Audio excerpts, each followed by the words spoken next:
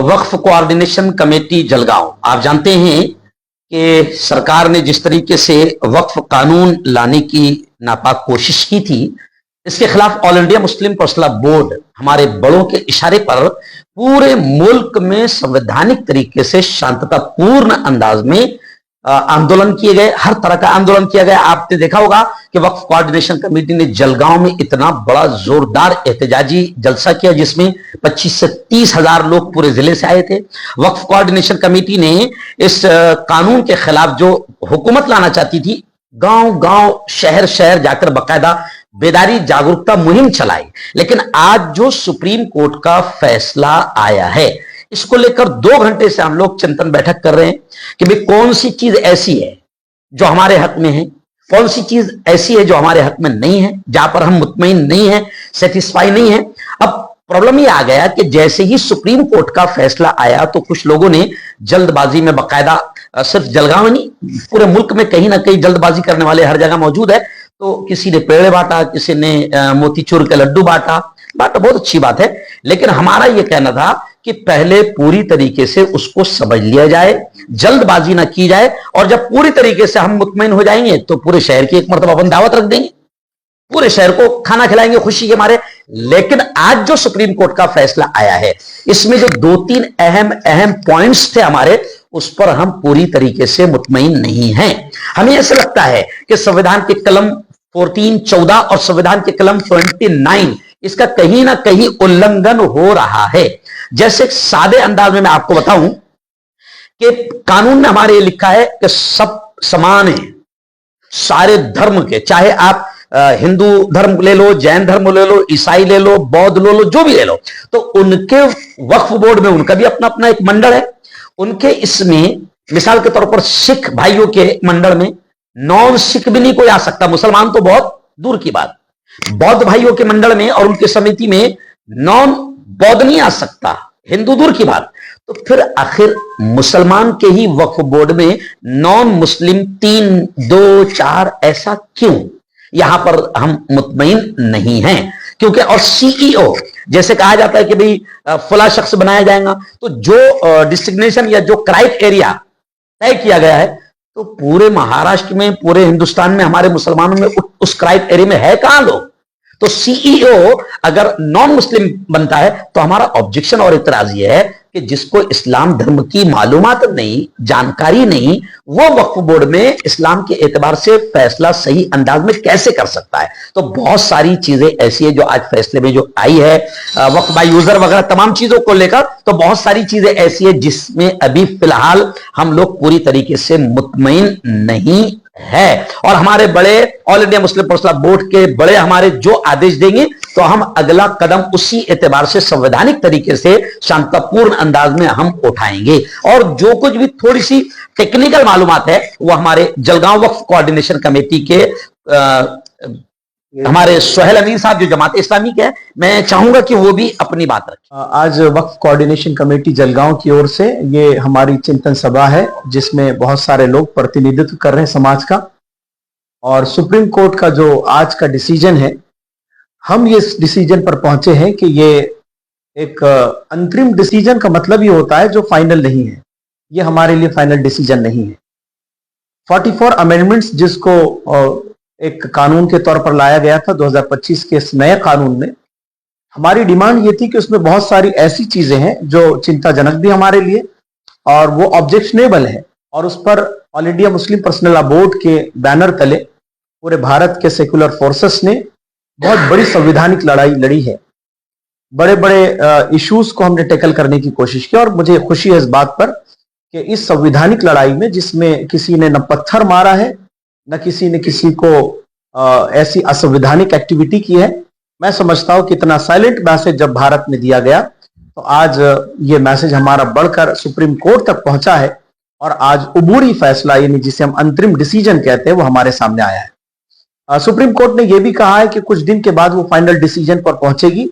तो हम इस माध्यम से ये बात कहना चाहते हैं कि इस तरह से जो हमारी एक्टिविटीज हो रही है, ये इस बात का सबूत दे रही है कि हम सिर्फ कानून की खिलाफ वर्जी नहीं करते हैं, बल्कि हम ये चाहते हैं कि ये संविधान के, कॉन्स्टिट्यूशन के अगर खिलाफ है तो ऐसे अनकॉन्स्टिट्यूशनल चीजों को रद्द करना चाहिए। तो ऐसी आज भी हमारी वही डिमांड है जो पहले थी, और इसके बाद भी हम जब तक कि वो हमारी डिमांड पूरी ना हो जाए, all India Muslim personal law board के अनुसार उसके दिए हुए गाइडलाइंस पर हम लोग फिर एक बार कोशिश करेंगे, और हम चाहेंगे कि वो सारी डिमांड्स हमारी फुलफिल हो, पूरी हो, जो हम चाहते हैं।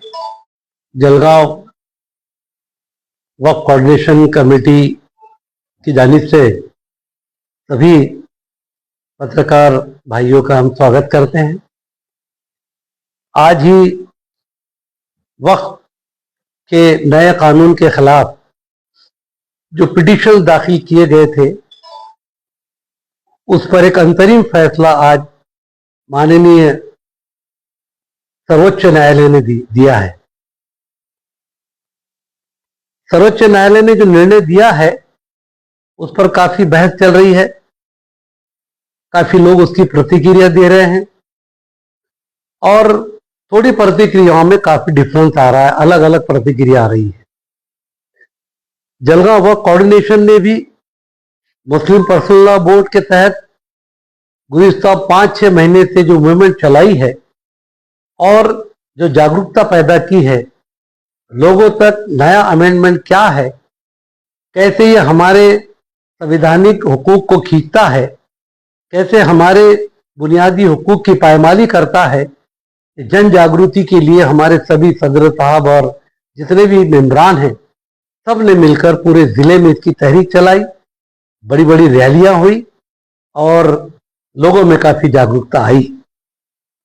सरकार ने अपने पक्ष को नहीं बदला, सरकार एक कदम पीछे नहीं हटी, उन्होंने अवाम की राय को कोई तरजीह नहीं दी और कोर्ट के अंदर पूरी ताकत से अपने पिटीशन को, अपनी बात को रखा और उस पर कायम रहे। अब जो फैसला आया है इसमें हमारी अपनी राय है जो बहुत से लोगों की नहीं हो सकती है, हम गलत और सही का फैसला नहीं कर सकते, लेकिन जो फैसला आया है उससे हम जहां पर बहुत सारी चीजों को मानते हैं कि कुछ अच्छा फैसला है, लेकिन वही हमारा ये मानना है कि ये फैसला जो संविधान ने दिए मूलभूत अधिकार है उसके मुताबिक पूरा पूरा नहीं उतरता नजर आ रहा है। माननीय न्यायालय ने जिस तरीके से डिमांड की गई थी कि 1995 का वक्फ कानून जो बना है और 2013 में जो उसमें अमेंडमेंट हुई है, वो इतना पक्का और इतना अच्छा और सच्चा था कि उसको हाथ लगाने की जरूरत नहीं थी। तो सरकार से सब पिटीशन जो दाखिल किए गए उसमें अपील की गई कि ये असर नौ इस कानून को रद्द किया जाए, नए अमेंडमेंट एक्ट को सिरे से रद्द किया जाए। लेकिन माननीय उच्च न्यायालय ने कहा, सर्वोच्च न्यायालय ने कहा कि हम इस तरीके से कोई पूरे कानून को रद्द नहीं कर सकते, मगर कुछ चीजें जो उन्होंने ऑब्जर्व की और अपने ऑब्जर्वेशंस के अंदर उन्होंने कुछ निर्णय दिए। इसमें अगर मैं कहूं कि एक बहुत अच्छा अंतरिम आदेश जो सर्वोच्च न्यायालय ने दिया वो था कलेक्टर का वक्फ प्रॉपर्टी की मिल्कियत को ठहराने का अधिकार। ये अधिकार को बहुत अच्छा स्ट्रक्चर के एक अच्छे जुमले के साथ में उन्होंने कहा कि कलेक्टर को इस तरीके से कोई निर्णय लेने का अधिकार देना यानी सर्व सामान्य लोगों के अधिकारों में इंटरफेयर करना है। ये बहुत बड़ी बात सुप्रीम कोर्ट ने कही और कलेक्टर यानी सरकार जो हमारे अधिकारों को छीनना चाहती थी उस पर रोक लगाई। यह अंतरिम आदेश के अंदर उन्होंने बात साफ कही है। दूसरा एक बात और थी कि नए एक्ट के अंदर जो 44 अमेंडमेंट हुए उसमें एक अमेंडमेंट ये भी था कि कोई भी आदमी, कोई भी मुसलमान अगर वक्फ को करना चाहता है, अगर वो अल्लाह के नाम से कुछ दान करना चाहता है तो उसका 5 साल तक प्रैक्टिसाइजिंग मुस्लिम होना जरूरी है। यानी वो 5 साल से नमाज पढ़ता हो, 5 साल से रोजे रखता हो, वो इस्लाम के अरकान पे अमल करता हो, वगैरह वगैरह वगैरह। एक मजाक किया था, सुप्रीम कोर्ट ने भी उसको आज मानने से इनकार किया, उस पर भी टेम्पररी उन्होंने उसको अपने अंतरिम आदेश में रद्द किया। लेकिन इसके ताल्लुक से उन्होंने ये भी अपने आदेश में कहा कि जो स्टेट गवर्नमेंट है, स्टेट गवर्नमेंट अगर इस प्रैक्टिसिंग मुस्लिम का जो 5 साल की उम्र का बताया है इसके ताल्लुक से नियमावली तैयार करेगी। इस तरह का उन्होंने उसमें जिक्र किया है। दूसरा कि वक्फ बाय यूजर में जो प्रतिक्रिया आ रही है, सरकार कहती है हमको राहत मिली और कुछ लोग हमारे अपने लोग कहते हैं कि हमें राहत मिली। इसमें थोड़ा कंफ्यूजन है। जो बरसों से, सैकड़ों सालों से हमारी प्रॉपर्टी, ये हमारा बहुत महत्व का मुद्दा था कि जो 100, 200, 500 सालों से मुस्लिम समाज अपने धार्मिक यूज के लिए जिन प्रॉपर्टीज का इस्तेमाल कर रहा था, जो पुराने राजे रजवाड़ों बादशाहों ने और जो यहाँ पर शासन करते थे उन्होंने दिए, उसके डॉक्यूमेंट नहीं है तो वो प्रॉपर्टी वक्फ की नहीं रहेगी। इस तरह का अमेंडमेंट नए में किया था। मुझे ऐसा लगता है कि अभी सुप्रीम कोर्ट ने इसके अंदर कुछ इस तरह का फैसला समझ में आ रहा है कि जो इस तरह की प्रॉपर्टीज है कि जिसके कोई डॉक्यूमेंट नहीं है लेकिन वो वक्त में रजिस्टर है, तो इस तरह की प्रॉपर्टी का अभी स्टेट तो उसने मेंटेन किया, जो कि पिछले जज साहब ने, मिश्रा साहब ने जिसको स्टे दिया था उसी को उन्होंने किया। और अभी उसके ऊपर जिनके रजिस्टर्ड है, चाहे वो प्राइवेट पार्टी के ना हो, मुसलमानों के नाम पे ना हो, लेकिन सरकार के भी अगर हो और वो वक्त में रजिस्टर्ड है और 95 के और 2013 के नोटिफिकेशन में उनका जिक्र है, तो उनको भी आज हाथ नहीं लगाया जाएगा, ऐसा आज के इस निर्णय के ऊपर से समझ रहा है। लेकिन इसमें फाइनल अगर हमारी राय पूछेंगे तो हमारे हाथ में सुप्रीम कोर्ट की कॉपी आने के बाद हम इंशाअल्लाह आपके सामने फाइनल ऑर्डर देंगे, उसकी बात करेंगे, क्योंकि बहुत इंपॉर्टेंट है। सरकार की नजर बदनजर इन्हीं प्रॉपर्टी पर है कि जिस पर कोई नाम नहीं है, वो बरसों से हमारे यूज में है। कई ईदगाहें ऐसी है जो किसी जमाने में शहर से 10-10 किलोमीटर दूर थी, आज बड़े शहर हो गए, वो बीच में आ गई। अब सरकार की निगाह है कि ये अगर वक्फ बाय यूजर है तो इसको अपन अपने हाथ में ले लो, वक्फ नहीं रहेगा, और फिर वो अपने दोस्तों को बांटे और वहां कॉम्प्लेक्स बनाए और न जाने वो क्या क्या कर सकते हैं, आप समझ सकते हैं। इसमें मामले में भी हमको अभी बात जो है तो क्लियर करनी है। दूसरा जो एक महत्वपूर्ण निर्णय था जिसमें सरकार ने जो लिया था कि भाई सेंट्रल वक्फ बोर्ड में जो 22 मेंबर्स होते हैं और स्टेट बोर्ड के अंदर जो 11-12 हमारे मेंबर्स होते हैं, ये बाय अपॉइंटमेंट होंगे और इसके अंदर हिंदू समाज के लोगों को भी, यानी नॉन मुस्लिम को भी लिया जाएगा। ये स्टेट गवर्नमेंट, स्टेट बोर्ड में भी और सेंट्रल बोर्ड में भी। असल में हमारा जो पिटीशन है और जो हमारी मांग है कि आर्टिकल 14 हमारे संविधान का और आर्टिकल 29, ये हमें 14 के अंदर आप किसी एक समाज को टारगेट नहीं कर सकते। All are equal before law, सब जो भी है वो सब गवर्नमेंट की नजर में समान है, इक्वल है। लेकिन यहां पे सिर्फ उन्होंने वक्फ बोर्ड को चुना, हमारे सिख भाइयों के बोर्ड को हाथ नहीं लगाया, हमारे हिंदू भाइयों के एंडोमेंट बोर्ड को हाथ नहीं लगाया, बौद्ध धर्मियों के बोर्ड को हाथ नहीं लगाया, क्रिश्चियन और जैन धर्मों के बोर्ड को हाथ नहीं लगाया। 14 का उल्लंघन किया और सिर्फ मुस्लिम वक्फ बोर्ड के अंदर उन्होंने कहा कि नॉन मुस्लिम भी आ सकते हैं। उसी तरीके से उन्होंने जो सुप्रीम कोर्ट ने जो अभी निर्णय दिया है और जो अंतरिम आदेश दिया है, उसमें कम से कम पूरा नहीं कुछ रिलीफ दिया है कि उन्होंने 3 से 4 की संख्या नॉन मुस्लिम की सेंट्रल गवर्नमेंट में तय की और 2 से 3 की संख्या स्टेट गवर्नमेंट में तय की। और दूसरा एक जो निर्णय दिया है कि 95 के एक्ट के हिसाब से जो वो सीओ होगा बोर्ड का, वो मुस्लिम होगा वक्फ बोर्ड का, क्योंकि जिस धर्म का बोर्ड है उसी धर्म का सीओ होगा, उसी धर्म के उसके अंदर लोग चलाने वाले रहेंगे, जो संवैधानिक अधिकार है।